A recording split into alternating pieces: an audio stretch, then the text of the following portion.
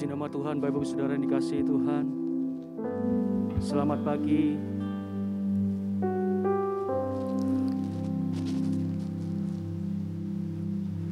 Puji nama Tuhan. Selamat pagi Bapak Ibu Saudara yang dikasihi Tuhan. Saudara yang hadir pagi hari ini maupun jemaat Tuhan yang sedang beribadah secara online. Kita percaya Tuhan Yesus hadir dimanapun kita berada. Amin. Dan Tuhan sanggup melawat, menjamah kita semua yang datang dengan kesungguhan hati. Mari bersyukur kepada Tuhan, sebab karena kebaikan Tuhan, kemurahan Tuhan, kita ada sampai hari ini. Terima kasih Tuhan. Mari kita berdoa. Terima kasih Yesus, terima kasih.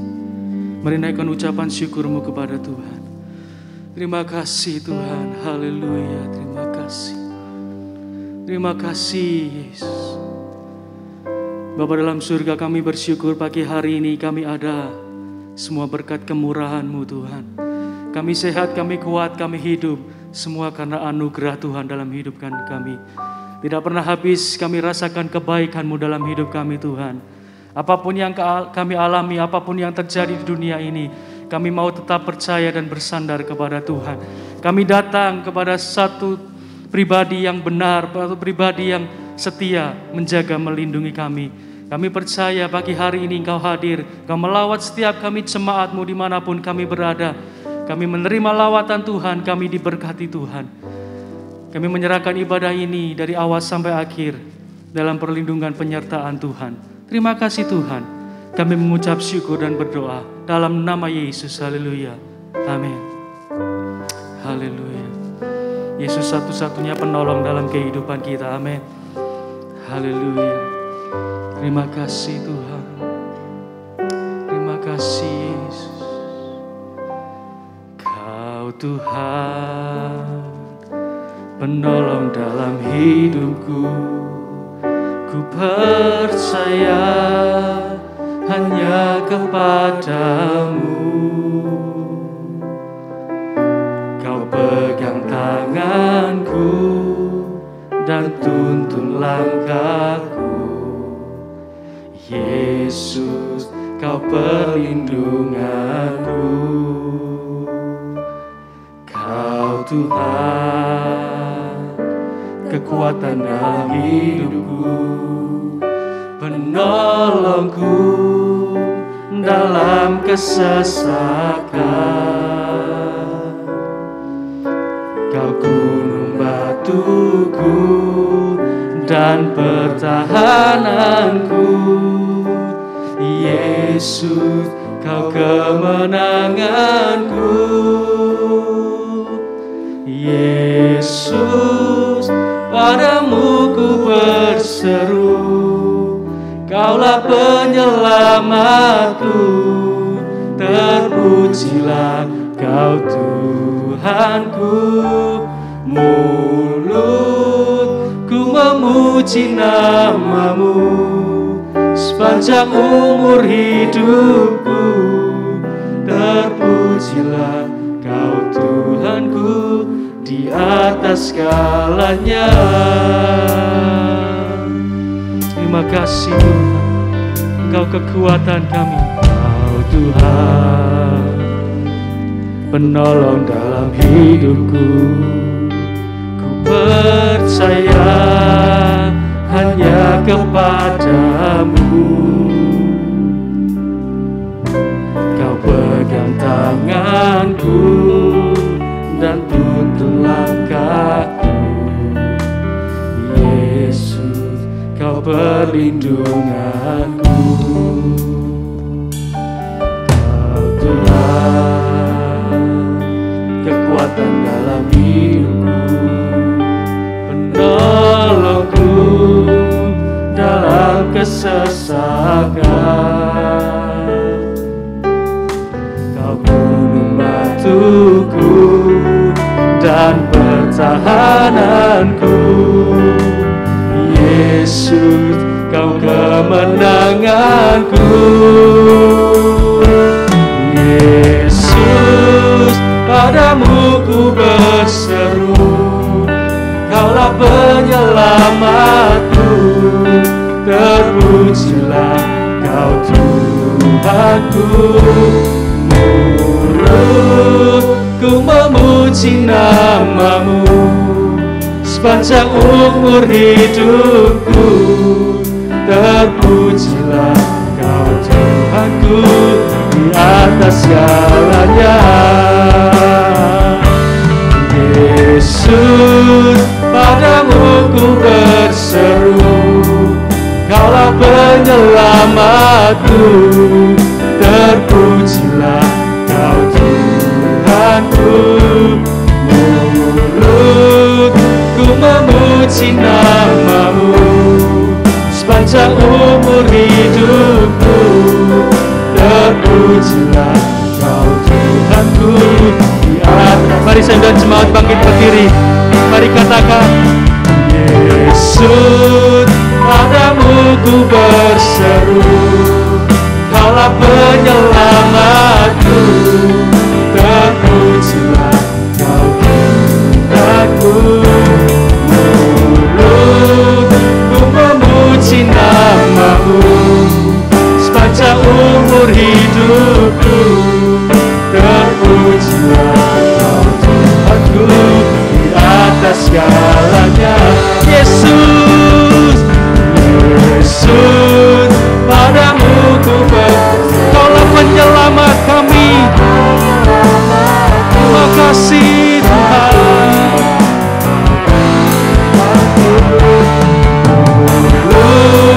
Ku memuji namamu sepanjang umur hidupku. Terpujilah Kau Tuhanku di atas segalanya. Kaulah sumber kuatku, Kau kehidupanku, Kaulah kehidupanku, Kaulah pertahananku. Ku percaya padamu. Mari angkat tanganmu dan serukan,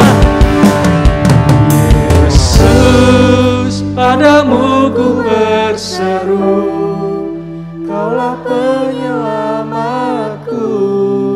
Terpujilah Kau Tuhan. Mulut kami limpah dengan ucapan syukur Tuhan. Kami memuji namamu sepanjang umur hidupku. Terpujilah Kau Tuhanku di atas segalanya. Mari panggil nama Yesus. Yesus, padamu ku berseru, Kaulah penyelamatku. Terpujilah Kau Tuhanku. Mulut Kau memuji namamu sepanjang umur hidupku. Terpujilah Kau Tuhanku di atas segalanya.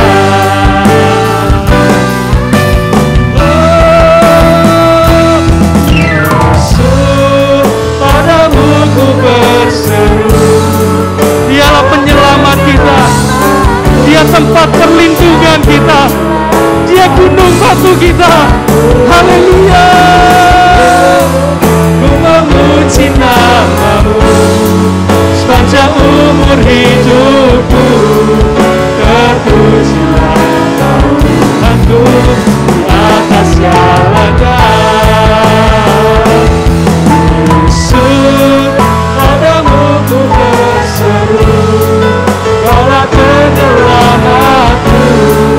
Terpujilah Kau Tuhanku. Mulutku memuji namamu sepanjang umur hidupku. Terpujilah Kau Tuhanku di atas segalanya. Mulutku memuji namamu sepanjang umur hidupku. Terpujilah Tuhanku di atas segalanya. Mulutku memuji namamu sepanjang umur hidupku.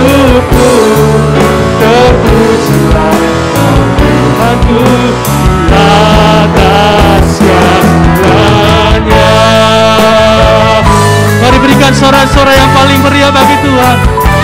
Terima kasih Tuhan. Hanya padamu kami berseru. Haleluya. Sudah bersuka cita pagi hari ini, tetap bangkit berdiri. Kita mau memuji Tuhan. Amin. Yesus tempat perlindungan kita. Amin. Haleluya. Haleluya. Terima kasih Tuhan. Apapun yang terjadi, badai dunia ini, kita percaya Yesus gunung batu kita. Amin. Haleluya.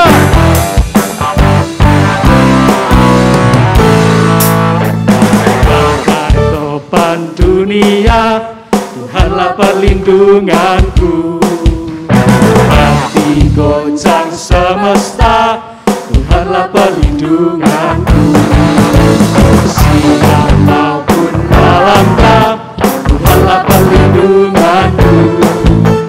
Saya takut Tuhannya, Tuhanlah perlindunganku. Ya Yesus gunung batu di dunia, di dunia, di dunia. Ya Yesus gunung batu di dunia, tempat perlindungan. Ya Yesus gunung batu di dunia, di dunia, di dunia. Ya Yesus gunung batu di dunia, tempat perlindungan. Haleluya. Apapun yang terjadi, tetap percaya. Badai topan dunia, Tuhan. Amin. Haleluya. Hati goncang siapa? Tuhanlah perlindungan. Baik siang maupun malam, siang maupun malam gelap, Tuhanlah perlindungan. Amin. Saya takut Tuhannya, Tuhanlah perlindungan. Ya Yesus gunung batu di dunia, di dunia, di dunia. Ya Yesus gunung batu di dunia, tempat perlindungan. Ya Yesus gunung batu di dunia, di dunia, di dunia. Ya Yesus gunung batu di dunia, tempat perlindungan. Amin. Haleluya. Mari bersuka cita. Badai topan dunia, badai topan dunia, Tuhan perlindungan kita. Amin. Hati goncang sama siapa? Tuhanlah perlindungan. Amin. Siang maupun malam gelap, Tuhanlah perlindunganku. Saya takut Tuhannya. Mari lambaikan tangan sama-sama katakan. Ya Yesus gunung batu di dunia, di dunia, di dunia. Ya Yesus gunung batu di dunia, tempat perlindungan. Ya Yesus gunung batu di dunia, di dunia, di dunia. Ya Yesus gunung batu di dunia, tempat perlindungan. Haleluya. Yang percaya tempat Yesus tempat perlindungan kita, berikan sorak-sorai yang paling meriah bagi Tuhan. Haleluya. Terima kasih. Mari lambaikan tanganmu, katakan sama-sama. Ya Yesus gunung batu di dunia, di dunia, di dunia. Ya Yesus gunung batu di dunia, tempat berlindungnya. Sekali lagi katakan. Ya Yesus gunung batu di dunia, di dunia, di dunia. Ya Yesus gunung batu di dunia, tempat berlindungnya. Ya Yesus gunung batu di dunia, di dunia, di dunia. Ya Yesus gunung batu di dunia, tempat berlindungnya. Ya Yesus gunung batu di dunia, di dunia, di dunia. Ya Yesus gunung batu di dunia, tempat perlindungan, tempat perlindungan, tempat perlindungan. Katakan dengan iman, tempat perlindungan teguh. Haleluya. Silakan duduk Bapak Ibu Saudara. Terima kasih Tuhan. Haleluya. Terima kasih Yesus. Engkaulah satu-satunya penolong dalam kehidupan kami Tuhan. Terima kasih Yesus. Banyak hal yang tidak kami mengerti, yang kami alami di dunia ini. Tapi satu hal yang kami tahu, Tuhan tidak pernah tinggal diam. Tuhan sudah merancangkan yang terbaik dalam kehidupan kami. Terima kasih Tuhan. Engkaulah sumber pertolongan kami, Engkau sumber kekuatan kami Tuhan. Haleluya. Terima kasih Yesus, terima kasih. Haleluya. Meskipun tak ku mengerti apa yang ku alami,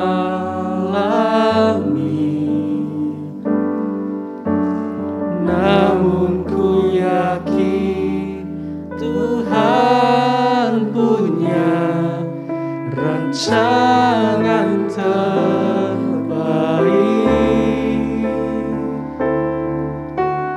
Pertolonganku datang darimu, Yesus yang ku percaya.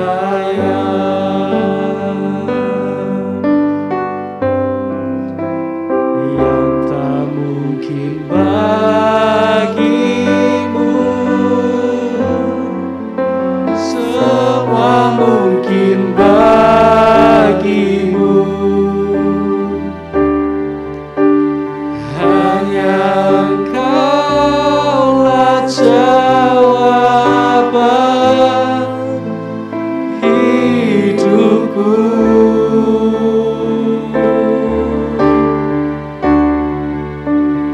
Yang tak pernah kulihat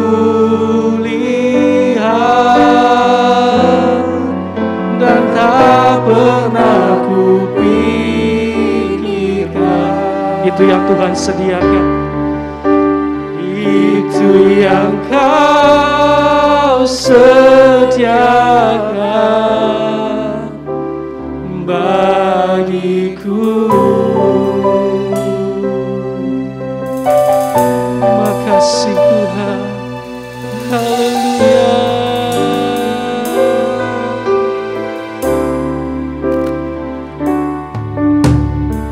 Meskipun tak ku mengerti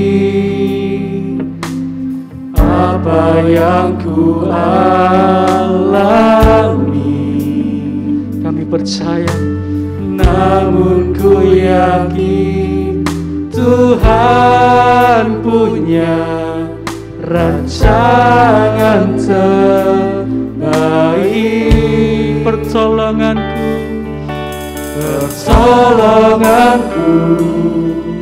datang darimu, Yesus yang ku percaya.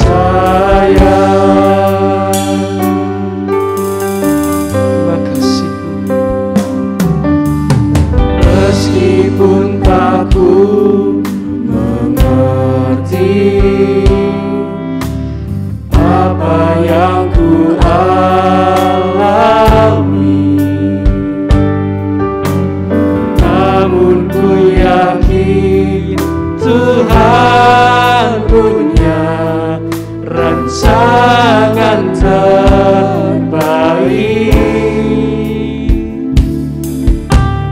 Pertolonganku datang darimu, Yesus yang ku percaya. Yang tak mungkin bagiku, semua mungkin bagimu. Hanya Engkaulah jawaban hidupku. Yang tak pernah kami lihat, yang tak pernah kulihat dan tak pernah kupikirkan, itu yang Kau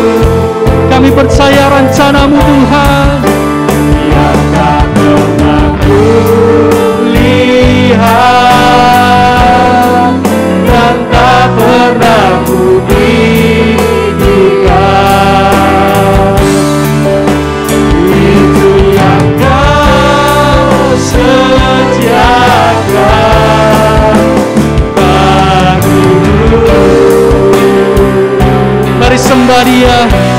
Haleluya. Mari angkat suaramu menyembah Dia, agungkan Dia, muliakan Dia. Haleluya. Terima kasih Tuhan, kami bersyukur. Haleluya. Kami bangga punya Allah seperti Engkau Tuhan, Allah yang setia melindungi kami, Allah yang selalu menyertai kami. Haleluya. Haleluya. Apapun yang kami alami Tuhan, apapun yang terjadi di dunia ini, kami percaya hidup kami ada dalam tangan-Mu Tuhan. Ada rancangan yang indah yang Tuhan sudah siapkan bagi kami. Kami tidak perlu takut, kami tidak perlu khawatir, sebab Yesus memegang tangan kami. Haleluya. Kami bersandar dan berharap hanya kepada-Mu Tuhan. Haleluya Yesus. Haleluya Yesus. Haleluya. Mari berseru dan panggil nama Yesus. Yesus, Yesus Tuhan. Haleluya. Terima kasih Tuhan. Haleluya, haleluya.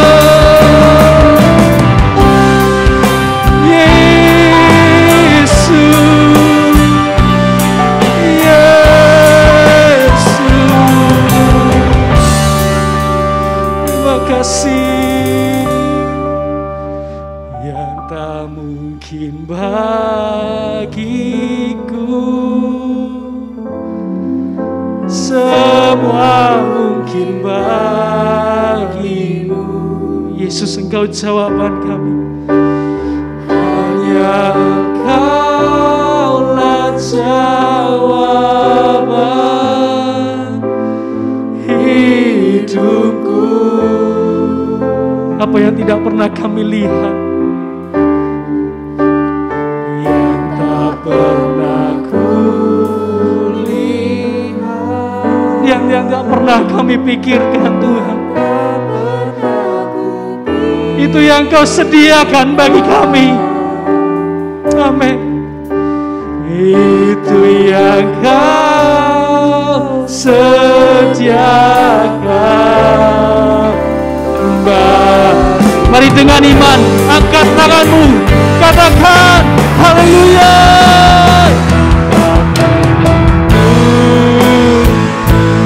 Haleluya. Semua mungkin bagimu, hanya Engkaulah jawaban hidupku.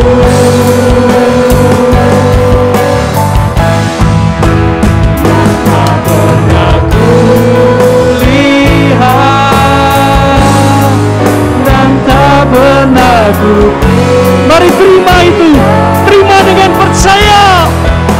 Itu yang Kau sediakan bagiku.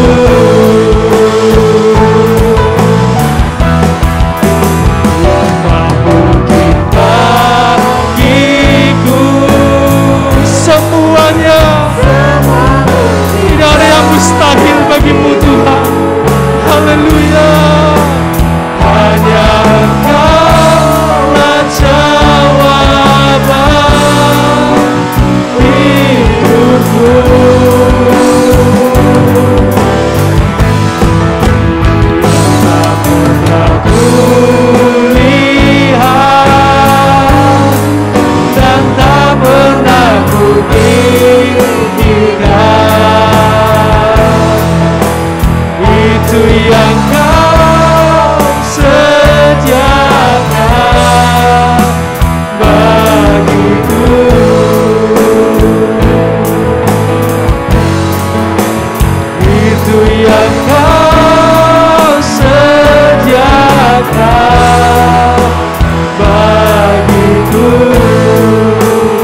kami percaya Tuhan, itu yang Kau sediakan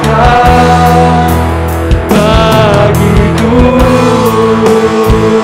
Mari berikan sorak-sorai kemuliaan hanya bagi Tuhan. Haleluya.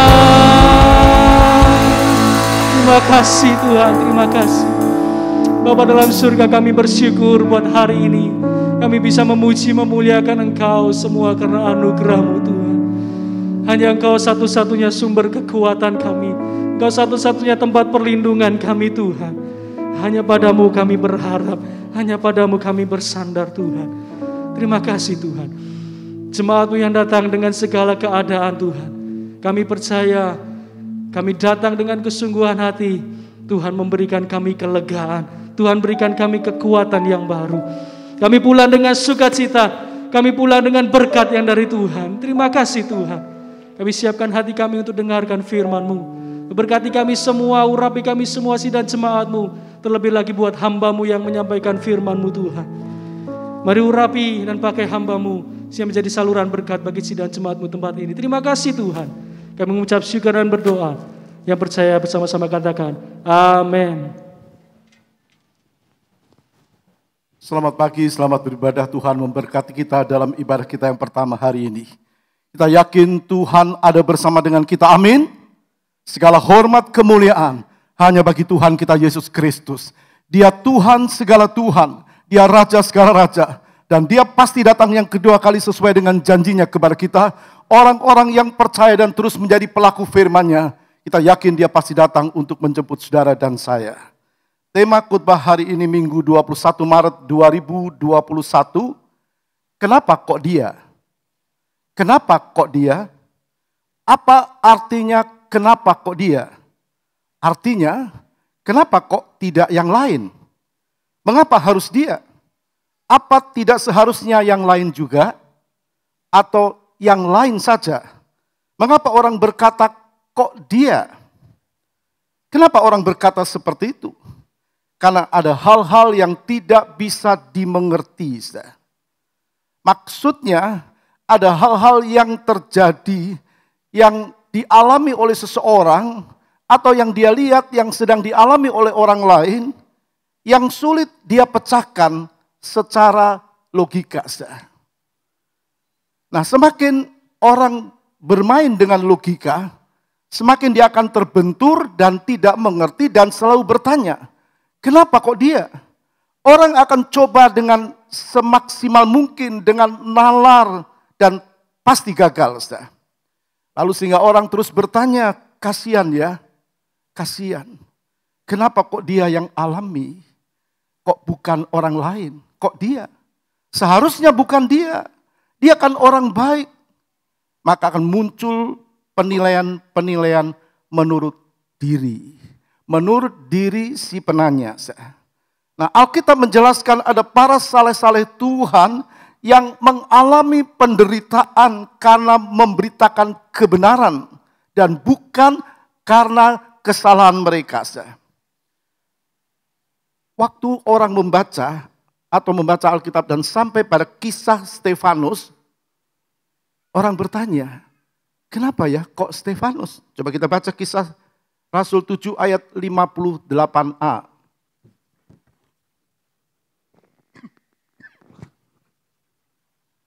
Kisah 7 ayat 58a. Mereka menyeret dia keluar kota, lalu melemparinya. Mereka menyeret Stefanus keluar kota, lalu melemparinya dengan batu. Nah, kalau orang hanya sekedar membaca untuk kepentingan diri, maka akan muncul pertanyaan, kenapa ya kok dia? Kenapa kok Stefanus? Kita tahu kisah Stefanus. Stefanus ditangkap, dirajam dengan batu sampai mati. Stefanus. Kita juga kenal kisah Daniel. Daniel ditangkap, dimasukkan ke dalam lubang singa atau gua singa, tapi dia hidup. Lalu kita kenal Sadra, Mesa, Abednego, kawan-kawan dari Daniel, ditangkap, dimasukkan dalam dapur api, bahkan api itu dipanaskan 7 kali. tapi tetap hidup. Dan kita melihat Rasul Yakobus waktu ditangkap, dimasukkan dalam penjara oleh Herodes. Kemudian dia dipancung kepalanya. Kita lihat Rasul Petrus ditangkap, dimasukkan penjara, tapi dilepaskan oleh malaikat Tuhan. Tuhan utus malaikatnya untuk melepaskan Petrus. Nah, orang yang tidak mengerti rencana Tuhan akan selalu berkata, kenapa kok Stefanus ya? Kenapa Stefanus dibiarkan dirajam dengan batu sampai mati? Kenapa Tuhan tidak lindungi Stefanus dari lemparan batu dan tetap hidup? Bukankah Tuhan kuasa? Kenapa Stefanus tidak dilindungi supaya dia tidak mati? Bukankah Stefanus seorang yang memperkenan hatinya Tuhan? Tapi kenapa Tuhan melepaskan Petrus yang sama-sama di penjara? Lalu kemudian kita lihat Yakobus sama-sama di penjara tapi tidak dilepaskan, dipenggal kepalanya oleh Herodes. Kenapa Stefanus mati dirajam dengan batu, sedang Petrus dilepaskan oleh malaikat Tuhan? Lalu orang mulai bertanya, apa Petrus lebih baik dari Yakobus? Atau sebaliknya, apakah Petrus lebih baik dari Stefanus? Atau Stefanus lebih baik dari Petrus? Ataukah Yakobus lebih baik daripada Petrus dan seterusnya? Kita bertanya, mengapa Tuhan mengatupkan mulut singa-singa sehingga tidak memangsa menerkam Daniel? Itu artinya Daniel tidak mati dan tetap hidup karena Tuhan. Tapi kenapa Stefanus mati? Kenapa Stefanus tidak dilindungi dari kematian? Kita juga bisa melihat hari-hari ini, mungkin orang-orang yang di sekitar kita yang kita tidak sangka. Kenapa ya Tuhan? Kenapa dia? Kembali kepada Sadrak, Mesak dan Abednego. Kenapa tidak terbakar dengan api dan tetap hidup? Dan mungkin masih banyak pertanyaan-pertanyaan yang meluncur keluar dari mulut kita. Kenapa ya Tuhan? Waktu melihat sesuatu terjadi di sekitar kita atau mungkin di keluarga kita. Atau di famili kita. Atau orang yang kita kenal, dia orang baik. Kenapa Tuhan? Kenapa? Dan orang tidak bisa mengerti kalau mencoba dengan nalar. Bahkan ayahnya sudah diambil, sekarang ibunya misalnya sampai situ. Orang tidak bisa mengerti lalu bertanya, kenapa Tuhan, kenapa? Dan kalau orang berkutat dengan nalarnya sendiri, akan muncul keputusan-keputusan yang di luar firman Tuhan. Orang bisa tidak cinta Tuhan, orang bisa tinggalkan Tuhan. Orang bisa tidak terima dengan apa yang sedang dia alami. Lalu orang berkata, oh yang lain kok tidak dan sebagainya. Pertanyaan-pertanyaan seperti ini tanpa disadari oleh si penanya. Yang pertama, dia menyodorkan logikanya kepada Tuhan. Sebab dia yang bilang, kenapa Tuhan, kenapa Tuhan. Jadi dia sedang menyodorkan logikanya kepada Tuhan. Dan pasti sulit. Sulit mendapatkan jawaban. Karena pikiran Tuhan bukan pikirannya. Jalan Tuhan bukan jalannya. Rencana Tuhan bukan rencananya. Lalu yang kedua, tanpa dia sadari, dia sedang memasuki ranahnya Tuhan. Maksudnya otoritasnya Tuhan. Haknya Tuhan. Dia sedang memasuki ranahnya Tuhan dengan logikanya. Ya tidak mungkin logika mencoba mengerti yang bukan logika. Jangan tanya seperti itu. Tanpa disadari, yang ketiga, ia sedang merasa lebih tahu daripada Tuhan. Dia merasa lebih tahu sebab dia, kenapa Tuhan kok begini, kenapa Tuhan begini, kenapa kok tidak begitu dan sebagainya. Dia merasa lebih tahu dari Tuhan. Rancangan Tuhan bukan rancangan kita. Amin. Amin. Rancangan Tuhan bukan rancangan kita. Yesaya 55 ayat 8-9 berkata begini.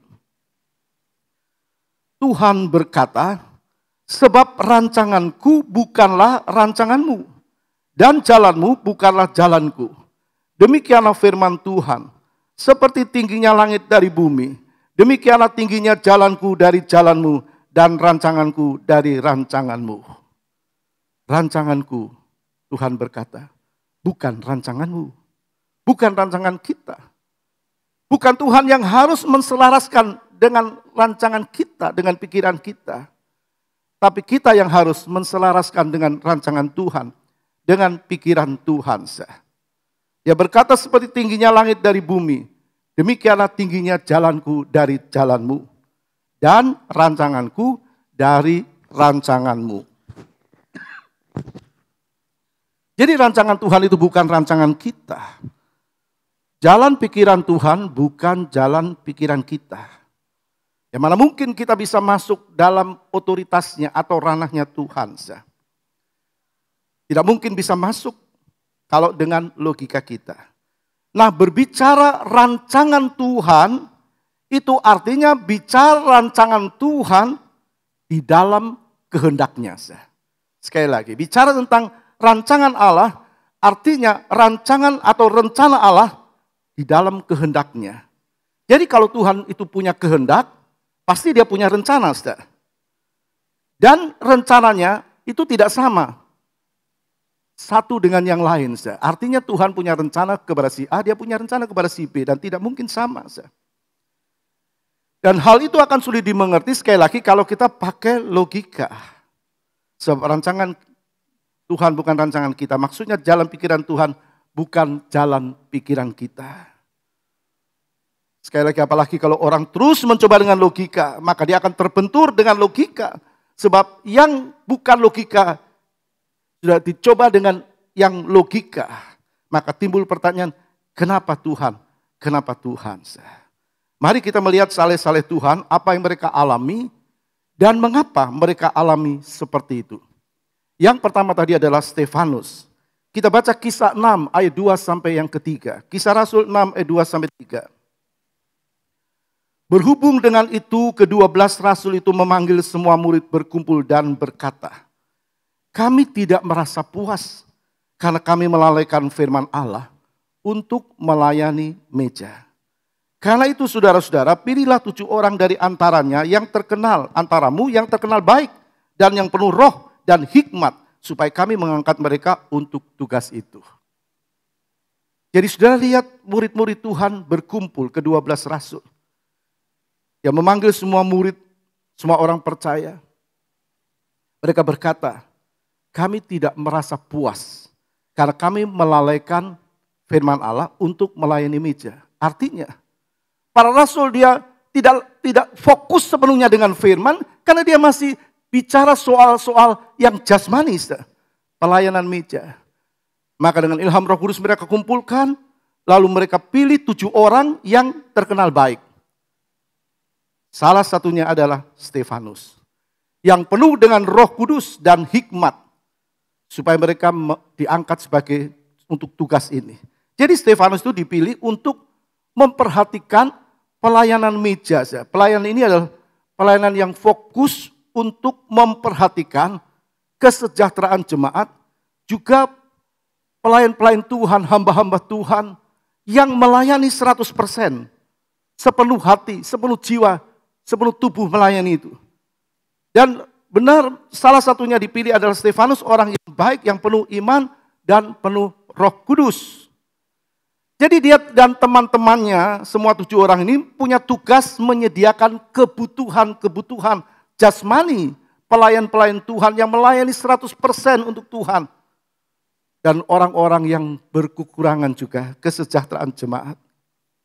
Tapi apa yang Stefanus alami? Melakukan yang baik. Dia bukan cuma hanya itu, tapi dia juga memberitakan kebenaran firman. Karena dia penuh dengan Roh Kudus mendorong dia untuk melayani. Justru dia ditangkap, diadili, bukan karena kesalahannya. Ayat 13. Lalu mereka mengajukan saksi-saksi palsu yang berkata, orang ini terus-menerus mengucapkan perkataan yang menghina tempat kudus ini dan hukum Taurat. Tuduhan bergulir. Untuk siapa? Untuk Stefanus, yang orang baik, yang melayani. Dia menyampaikan kebenaran firman yang dia dengar dan dia yakini, tapi saksi-saksi palsu dihadirkan dalam pengadilan untuk memperberat tuduhan yang dituduhkan kepada Stefanus. Orang akan bertanya, kenapa ya Tuhan?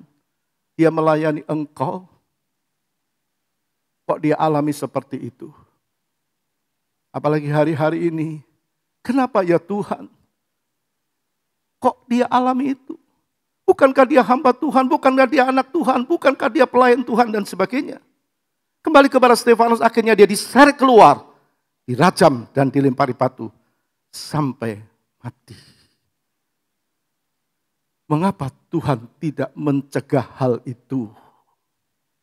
Pertanyaan ini muncul, orang berkata secara logika, apa Tuhan tidak mampu? Sebenarnya tidak usah ditanyakan, Tuhan mampu, amin, beri kemuliaan bagi Tuhan. Apa Tuhan tidak kuasa? Dia kuasa. Tentu dia mampu, dia kuasa, dia penuh dengan kuasa. Dan tidak ada yang seperti dia. Tidak ada yang seperti dia. Dia Tuhan. Dia naik ke surga. Dan dia pasti turun kembali karena dia Tuhan. Siapapun dia bangkit dari kematian. Rasul, nabi, mati, tidak bangkit. Tapi Yesus bangkit sebab dia Tuhan. Bukankah Stefanus alami siksaan dan dirajam dengan batu sampai mati karena memberitakan keselamatan hanya ada di dalam Kristus? Nah, sering orang bergumam, kenapa ya kok dia? Kenapa kok Stefanus sedang yang lain tidak? Kenapa Petrus tidak? Bukankah mereka sama-sama juga orang yang melayani Tuhan, memberitakan kebenaran? Mari kita perhatikan apa yang Stefanus lihat sebelum dia meninggal. Ayat 56. Lalu katanya, sungguh aku melihat langit terbuka dan anak manusia berdiri di sebelah kanan Allah. Tidak semua orang seperti Stefanus diperlihatkan surga. Anak Allah berdiri di sebelah kanan Allah Bapa. Allah kita bukan tiga. Allah kita satu esa, bertiga pribadi. Bapa, Anak, dan Roh Kudus. Tuhan Yesus Kristus. Jadi Stefanus melihat Yesus benar-benar itu Tuhan. Dia ada di sebelah kanan Allah Bapa. Jadi dia tahu tugasnya sudah selesai. Perhatikan ucapannya sebelum meninggal. Ayat 59 dan 60. Kisah 7 ayat 59 dan 60. Sedang mereka melempari Stefanus. Sedang mereka melempari Stefanus dengan batu. Stefanus berdoa. Katanya, ya Tuhan Yesus, terimalah rohku. Sambil berlutut ia berseru dengan suara nyaring. Tuhan, jangan tanggungkan dosa ini kepada mereka. Dan dengan perkataan itu meninggallah ia. Kita tahu Stefanus orang yang penuh dengan Roh Kudus. Orang yang penuh dengan kasih. Dia dilempari batu tapi dia bisa berdoa, Tuhan jangan tanggungkan dosa ini kepada mereka. Persis seperti doa Yesus di atas kayu salib. Lukas 23 ayat yang ke-34 bagian A. Yesus berkata, ya Bapa, ampunilah mereka, sebab mereka tidak tahu apa yang mereka perbuat. Hatinya seperti Yesus. Imannya kuat. Tugasnya sudah selesai. Kalau tadi kita membaca ayat 56, kita baca ayat 59 dikatakan begini. Sedang mereka melemparinya, Stefanus berdoa. Coba saudara kita bisa dengan nalar kita, orang yang disakiti atau dilempar dengan batu rasa disakiti, pasti dia merasa kesakitan. Tapi Alkitab tidak tulis. Sedang mereka melemparinya, Stefanus berdoa. Di mana ini? Nalar tidak bisa mengerti. Bagaimana bisa terjadi? Orang dilempari dia bisa berdoa. Kalau Tuhan tidak memberikan kekuatan, kalau Tuhan tidak memberikan pertolongan. Saya renungkan pasti Tuhan berikan kemampuan, amin. Pasti berikan kemampuan, kekuatan. Saya tidak berkata dia tidak merasa sakit. Tapi yang saya baca kita bisa lihat sementara orang melempari dia bisa berdoa kepada Tuhan. Tugasnya sudah selesai. Maka meninggallah dia. Tidak semua diperlihatkan seperti Stefanus lihat langit terbuka, ada Kristus di sebelah kanan Allah Bapa. Tugas Stefanus selesai. Apakah kita masih bertanya, kenapa kok tidak seperti Petrus dan yang lain? Kenapa tidak seperti Daniel? Coba kita sekarang lihat yang kedua contoh adalah Daniel. Nah, siapa Daniel? Dalam ayat 1, ayat 36 dari Fatsal yang pertama kitab Daniel berkata begini. Pada tahun yang ketiga pemerintahan Yoyakim, Raja Yehuda, datanglah Nebukadnezar, Raja Babel ke Yerusalem, lalu mengepung kota itu. Lalu Raja bertitah kepada Aspenas, kepala istananya, untuk membawa beberapa orang Israel yang berasal dari keturunan raja dan dari kaum bangsawan. Di antara mereka itu ada juga beberapa orang Yehuda, yakni Daniel, Hananya, Misael, dan Asaria. Daniel seorang pemuda. Masih pemuda. Tapi imannya kuat luar biasa. Seorang pemuda yang mengasihi Tuhan. Jadi Tuhan tidak lihat usia seseorang.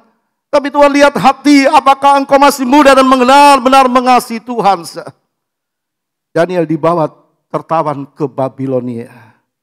Bersama dengan Sadrak, Mesak, dan Abednego. Kita bertanya, kenapa kok orang yang baik ditawan di Babel? Kenapa? Bukankah mereka orang-orang yang percaya, orang-orang yang taat perintah Tuhan? Coba kita baca ayat 8 Daniel 1. Daniel berketetapan untuk tidak menajiskan dirinya dengan santapan raja dan dengan anggur yang biasa diminum raja. Dimintanyalah kepada pemimpin pegawai istana itu supaya ia tak usah menajiskan dirinya. Ia pelihara kekudusan hidupnya, tubuhnya, jiwanya, rohnya. Daniel berketetapan, dia punya prinsip yang kuat. Dunia bisa berubah, tapi prinsipnya tetap. Dia percaya kepada Tuhan, itu yang Tuhan mau. Ya orang baik, mereka berketetapan hati. Tapi kita melihat, orang masih bertanya, kenapa ya Tuhan? Mereka orang baik. Daniel orang baik. Dia orang baik. Dia orang setia kepadamu. Dia menjadi pelaku firman-Mu. Tapi kenapa engkau biarkan mereka masuk dalam penawanan Babel? Kita lihat Babel menguasai dunia pada waktu itu. Kenapa tidak orang yang jahat saja yang ditawan ke Babel? Lalu orang berkata, oh mungkin karena dia jahat dia ditawan. Orang mulai dengan nalar-nalarnya menghakimi. Kita yakin pasti ada banyak orang jahat pada waktu itu. Pada waktu Daniel. Juga demikian dengan di sekitar kita pasti ada orang baik dan ada orang yang jahat. Kita juga kenal orang yang baik, orang yang hatinya baik, pelayanannya baik.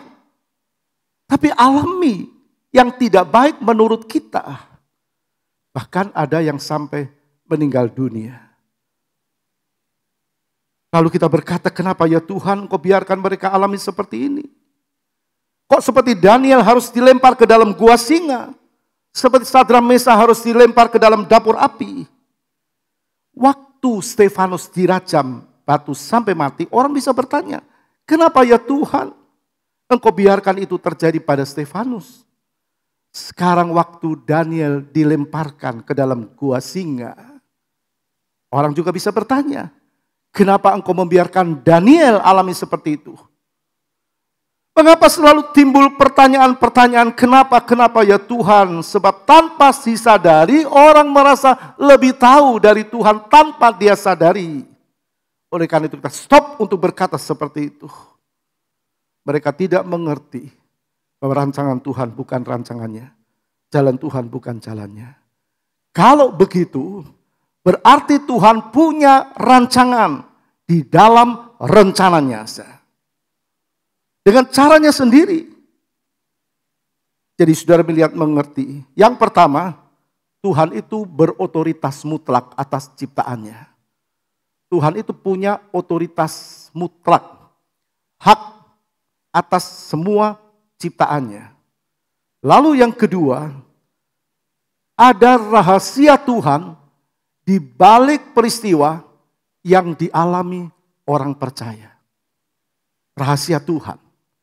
Nah, seringkali kita tidak mengerti rahasia Tuhan lalu berkata, kenapa Tuhan kok tidak dia, kok dia Tuhan. Karena kita masuk ranahnya Tuhan. Tapi kalau orang mengerti, ada rahasia di balik peristiwa yang dialami orang percaya. Kalau Tuhan izinkan terjadi pada anak-anaknya, bukan karena kesalahannya, tapi karena melakukan firman Tuhan, ya pasti Tuhan tidak akan biarkan sendiri, tidak. Stefanus pun Tuhan tidak biarkan. Kita bisa mengerti karena waktunya, tugasnya selesai. Tuhan buka langit, sorga. Tuhan perlihatkan dirinya.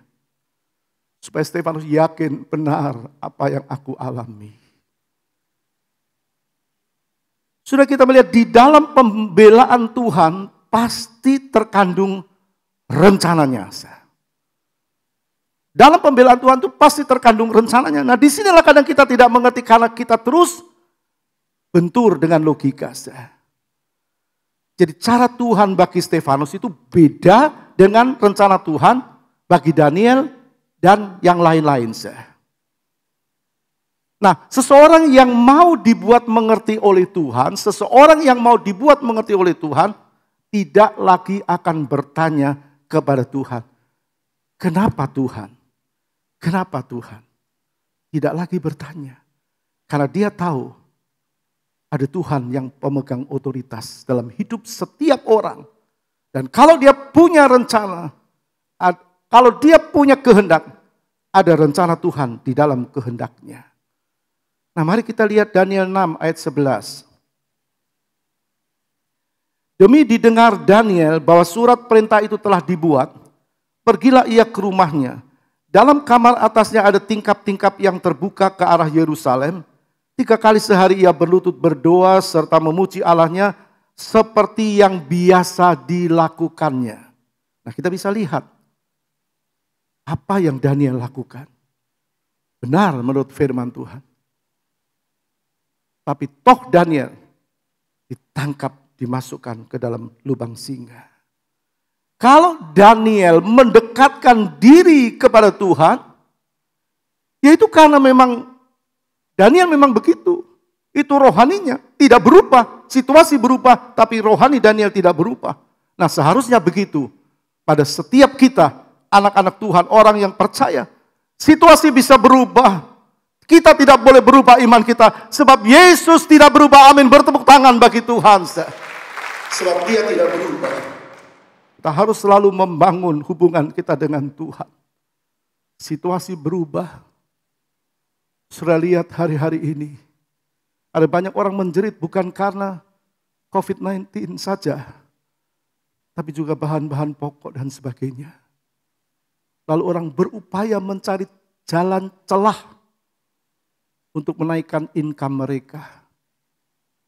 Tanpa menyadari, kadang-kadang yang dia ambil itu lebih besar sebenarnya yang harus dia serahkan hidupnya kepada Tuhan.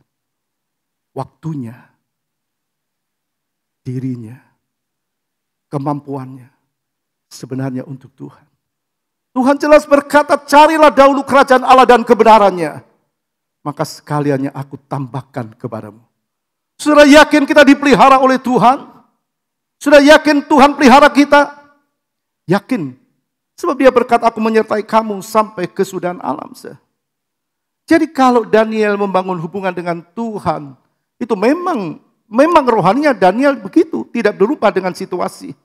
Imannya kuat. Walaupun situasi berubah, dia tetap menyembah Tuhan. Bagaimana dengan kita hari-hari ini? Kita sendiri yang bisa mengerti. Seperti sebuah timbangan. Tuhan serahkan kepada kita. Waktu yang Tuhan berikan. Kita lebih banyak gunakan untuk diri sendiri. Atau kita lebih banyak gunakan untuk Tuhan. Itu bicara soal waktu. Mungkin yang lain. Kekuatan. Kemampuan. Atau katakan talenta. Apakah kita gunakan lebih banyak untuk diri sendiri? Atau lebih banyak untuk Tuhan? Atau harta kita? lebih banyak untuk Tuhan atau untuk diri sendiri, dan sebagainya, dan sebagainya. Kembali kepada Daniel, Tuhan mengatupkan mulut singa. Kalau Tuhan izinkan Daniel masuk ke dalam lubang singa, maka ada rencana Tuhan di dalam kehendaknya. Daniel 6 ayat 22. Allahku telah mengutus malaikatnya untuk mengatupkan mulut singa-singa itu, sehingga mereka tidak mengapa-apakan aku, karena ternyata aku tidak bersalah di hadapannya, tetapi juga terhadap Tuanku ya Raja, aku tidak melakukan kejahatan. Nah, disinilah kita mulai mengerti. Waktu Tuhan mengkatupkan mulut singa sehingga tidak mampu memangsa Daniel, ternyata Tuhan memakai Daniel untuk memperlihatkan kepada Raja Darius dan semua orang waktu itu. Jadi ternyata Tuhan memakai Daniel sebagai alat untuk memperlihatkan kepada Raja Darius dan semua orang waktu itu, kepada semua orang waktu itu bahwa Dia Allah yang hidup. Kalau Tuhan tidak mengatupkan mulut singa, kalau Tuhan tidak mengatupkan mulut singa, maka habislah Daniel. Bukan Daniel binasa, Daniel mati, tugasnya selesai. Karena Tuhan masih punya rencana atas Daniel. Mulut singa dikatupkan supaya raja melihat bahwa Allah yang Daniel sembah adalah Allah yang hidup. Yang pertama, ternyata Tuhan pakai Daniel. Ternyata Tuhan pakai Daniel untuk menyatakan kepada Raja Darius waktu itu bahwa Tuhan yang dia sembah adalah Tuhan yang maha kuasa. Di sini kita bisa mengerti, kalau itu terjadi atas seseorang, ada rencana Tuhan dalam kehendaknya. Sehingga Raja melihat, benar Allahnya Daniel luar biasa. Allahnya Daniel adalah Allah yang luar biasa. Kita baca Daniel 6 ayat 23 dan 24. Ayat 23 dan ayat 24.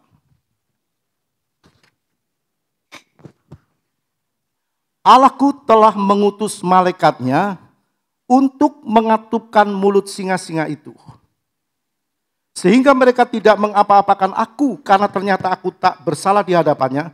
Lalu sangat sukacitalah raja, dan dia memberi perintah supaya Daniel ditarik dalam gua, dari dalam gua singa itu. Maka ditariklah Daniel dalam gua itu dan tidak terdapat luka apa-apa padanya karena ia percaya kepada Allahnya.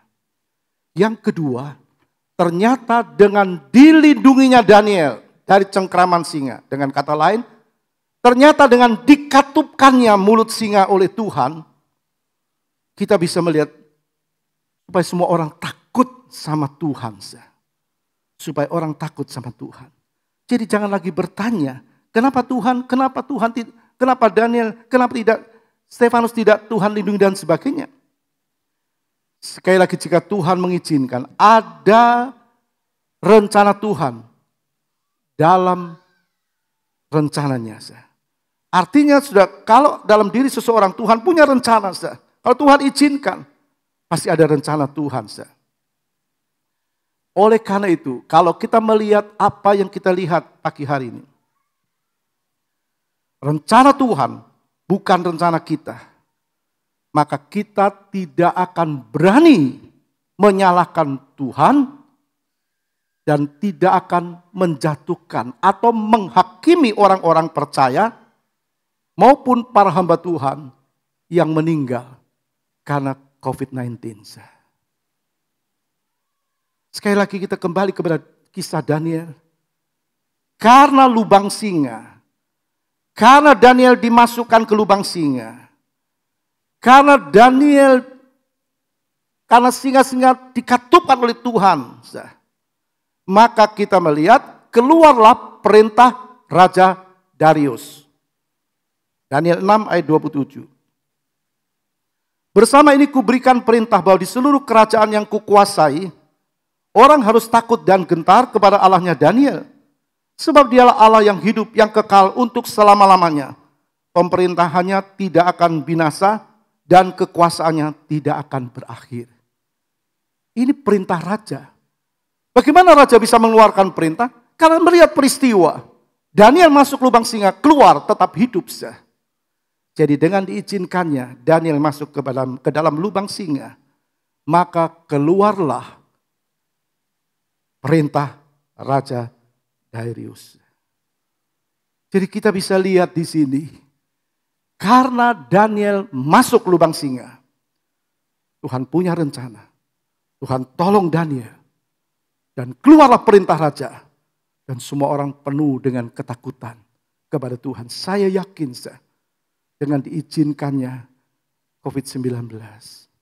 Ada orang-orang yang kembali berbalik kepada Tuhan. Takut kepada Tuhan. Dan itu pasti. Kita lihat dengan cepat contoh yang ketiga, Sadrak, Mesak, Abednego. Mereka juga teman-teman Daniel. Kita lihat Daniel 3 ayat 21 dengan cepat. Lalu diikatnyalah ketiga orang itu dengan jubah, celana, dan pakaian-pakaian mereka yang lain. Dan dicampakkan ke dalam perapian yang menyala-nyala. Jadi mereka tiga orang, Sadrak, Mesak, Abednego, ditangkap karena tidak mau menyembah patung raja. Dimasukkan dalam dapur api. Ini kisahnya beda. Beda dengan apa yang dialami Daniel. Kalau Daniel itu dikasih oleh Raja Darius. Raja Darius mengasihi Daniel. Tapi sedangkan Nebukadnezar menantang Allahnya Daniel. Coba kita baca Daniel 3:15. Tetapi jika kamu tidak menyembah patung yang kudirikan, kamu akan dicampakkan seketika itu juga ke dalam perapian yang menyala-nyala. Dan dewa manakah yang dapat melepaskan kamu dari dalam tanganku? Raja yang jemawa Nebukadnezar. Karena itu Tuhan pakai Sadrak, Mesak, Abednego untuk mencelikkan mata raja ini. Supaya tahu bahwa apa yang Sadrak, Mesak, Abednego sembah adalah Allah yang benar. Nah, sekarang kita tahu bukan? Kenapa Tuhan izinkan Sadrak, Mesak, Abednego yang takut Tuhan, yang tidak mau menyembah patung, harus dimasukkan, dilempar ke dalam perapian. Ternyata yang pertama, Allah mau tunjukkan di depan semua orang pada waktu itu bahwa Allahnya Sadrak, Mesak, dan Abednego adalah Allah yang besar, Allah pencipta langit dan bumi. Ayat 24-25. Kemudian terkejutlah Raja Nebukadnezar lalu bangun dengan segera berkata ia kepada menterinya, bukankah tiga orang yang telah kita campakkan dengan terikat ke dalam api itu? Jawab mereka kepada raja, benar ya raja. Katanya, tetapi ada 4 orang kulihat berjalan-jalan dengan bebas di tengah-tengah api itu. Mereka tidak terluka. Dan yang keempat itu, rupanya seperti anak dewa. Yang dilihat oleh Raja Nebukadnezar, orang yang keempat itu seperti anak dewa. Nebukadnezar itu menyembah Allah dan menyebut Allah itu dewa. Nah, siapa anak Allah yang dilihat oleh Nebukadnezar? Ialah Yesus Kristus. Jadi sudah lihat beda dengan apa yang dialami Daniel, Stefanus, kemudian Sadrak, Mesak, Abednego. Stefanus lihat Tuhan. Daniel membuat orang melihat Allah yang disembah adalah Allah yang benar. Tapi Sadrak, Mesak, Abednego, orang diperlihatkan melalui diri saudara dan saya, orang akan melihat Yesus adalah Tuhan. Amin. Beri tepuk tangan bagi Tuhan. Itu yang dia lihat. Allah pencipta langit dan bumi. Yohanes 1 ayat 1, 3 dan 14 berkata begini. Pada mulanya adalah firman. Firman bersama-sama dengan Allah. Dan firman itu adalah Allah. Segala sesuatu dijadikan oleh firman. Dan tanpa firman tidak ada satupun yang dapat dijadikan atau segala yang telah dijadikan. Firman itu menjadi manusia dan diam di antara kita. Dan kita telah melihat kemuliaannya, yaitu kemuliaan yang diberikan kepadanya sebagai anak tunggal Bapa, penuh kasih, karunia, dan kebenaran. Jadi Allah sang pencipta yang rela turun jadi manusia adalah Yesus Kristus. Ternyata yang kedua, Tuhan pakai Sadrak, Mesak, Abednego menjadi saksinya luar biasa. Mereka dimasukkan ke dalam dapur api. Dapur api membuat raja mengeluarkan maklumat. Seperti Daniel tadi. Darius mengeluarkan titah. Sekarang dengan dimasukkan Sadrak, Mesak, Abednego dan tanpa cacat sedikit pun. Waktu api membakar mereka, mereka tidak terbakar. Lalu keluarlah maklumat raja. Artinya perintah raja. Dan kita bisa melihat apa yang dikatakan. Firman Tuhan mengatakan bahwa orang yang menghina Allahnya Sadrak, Mesak, dan Abednego akan dipenggal-penggal dan rumahnya akan dirobohkan. Menjadi timbunan puing. Karena tidak ada Allah lain yang dapat melepaskan secara demikian itu. Jadi sekarang kita tahu kenapa Tuhan biarkan Sadrak, Mesak, Abednego masuk dalam dapur api. Kenapa Daniel katakan masuk ke dalam gua singa. Kita yakin sekali lagi hari-hari ini akan ada banyak orang yang percaya bertobat kepada Tuhan. Tapi kalau orang percaya tidak mengerti, maka terjadi orang yang terdahulu akan seperti yang terkemudian. Yang terkemudian akan menjadi seperti yang dahulu. Ada banyak orang yang imannya mundur karena dia tidak mengerti rencana Tuhan. Tapi ada banyak orang yang belum mengerti, tapi makin mengerti dan percaya dan terus maju. Oleh karena itu, kita lihat mereka-mereka yang masih ada sampai hari ini, kita yang masih ada, pasti kita akan mencari Tuhan, amin. Tuhan Yesus tidak lama lagi akan datang yang kedua kali. Wahyu 22 ayat 20 berkata, Wahyu 22 ayat 20 berkata, Yesus yang memberi kesaksian tentang semuanya ini berfirman, ya, aku datang segera, amin, datanglah Tuhan Yesus. Mari kita lebih dekatkan diri kepada Tuhan. Kita lebih banyak dekatkan diri kepada Tuhan. Daripada terus berkutat dengan pertanyaan-pertanyaan. Kenapa ya Tuhan? Kenapa kok dia? Kenapa kok tidak dia? Dan sebagainya. Daripada kita menghakimi. Lebih baik kita belajar untuk mengerti rencana, cara, dan jalan Tuhan. Amin. Tuhan berkati kita. Mari kita bangkit berdiri. Hidup, kita percaya hidup kita dalam tangan Tuhan. Indah rencanamu Tuhan di dalam hidupku.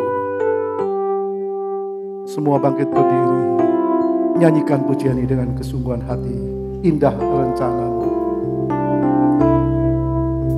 Indah rencanamu Tuhan di dalam hidupku.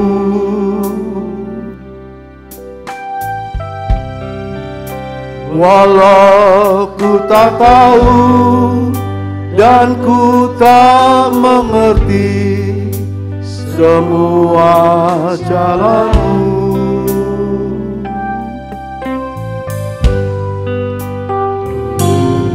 ku tak tahu Tuhan, berat ku rasakan. Hati menderita dan ku tak berdaya menghas. Sekali lagi katakan, indah rencanamu Tuhan di dalam hidupku. Rencanamu Tuhan di dalam hidupku.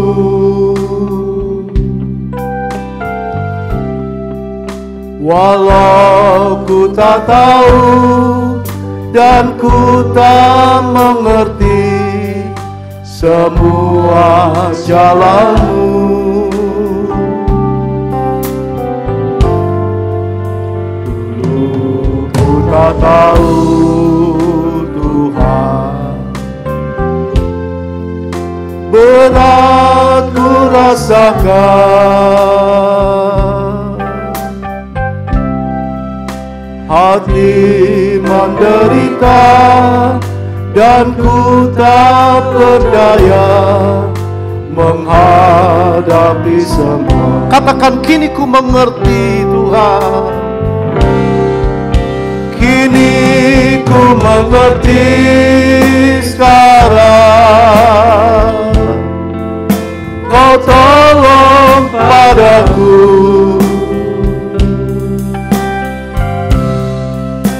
Kini ku melihat dan ku merasakan indah rencana-Mu, tapi ku mengerti Tuhan, tapi ku mengerti sekarang. Kau tolong padaku,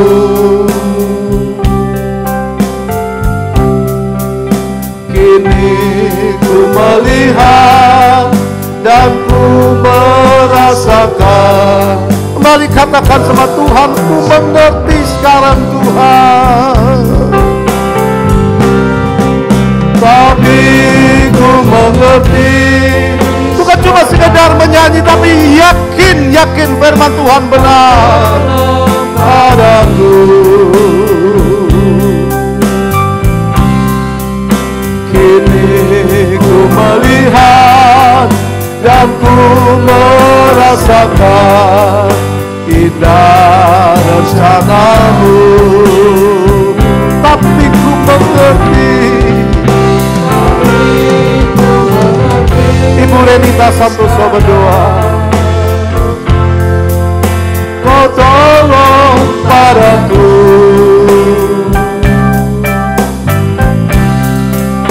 kini ku melihat dan ku merasakan indah rencana-Mu, tapi ku mengerti sekarang. Kau tolong padaku,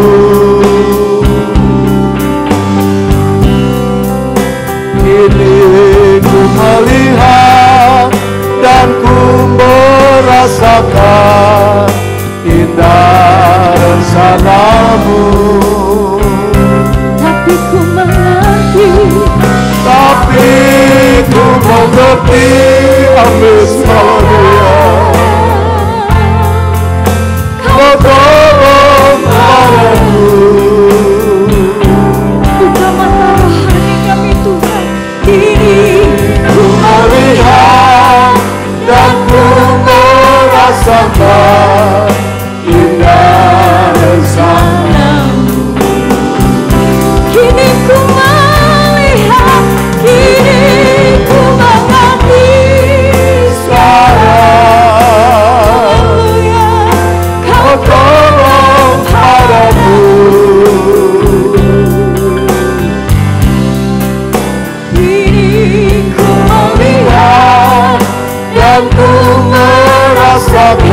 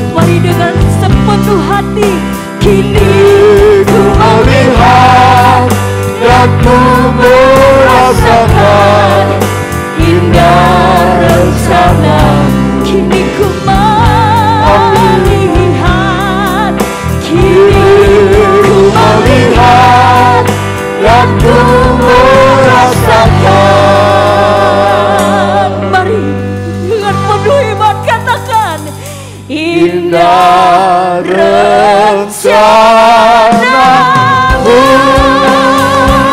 Haleluya, Haleluya, haleluya, haleluya. Terima kasih Tuhan. terima kasih untuk firman-Mu pagi hari ini.